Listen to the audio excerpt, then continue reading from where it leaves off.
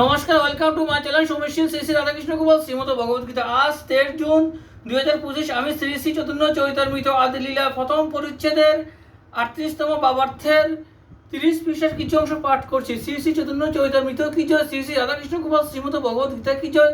রাধেকৃষ্ণ রাধেকৃষ্ণ রাধেকৃষ্ণ। কৃষ্ণ ভক্তি বাধক যত শুভাশুভ কর্ম, সেই এক জীবের অজ্ঞান তম ধর্ম। যাহার প্রসাদে এই তম হয় নাশ, তম নাশ করি করে তত্ত্বের প্রকাশ। তত্ত্ববস্তু কৃষ্ণ, কৃষ্ণ ভক্তি প্রেম রূপ, নাম সংকীর্তন সর্ব আনন্দ স্বরূপ।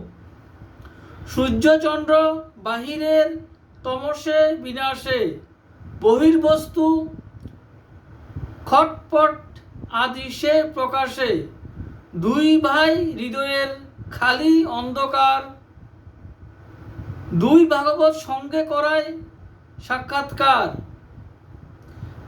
এক ভাগবত বড় ভাগবত শাস্ত্র, আর ভাগবত ভক্ত ভক্তিরস পাত্র।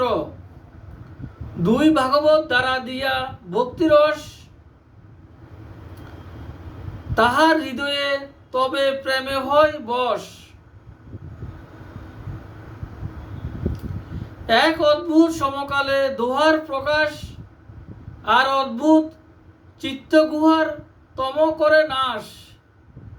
এই চন্দ্র সূর্য দুই পরম সদয়, জগতের ভাগ্যে গড়ে করিলা উদয়।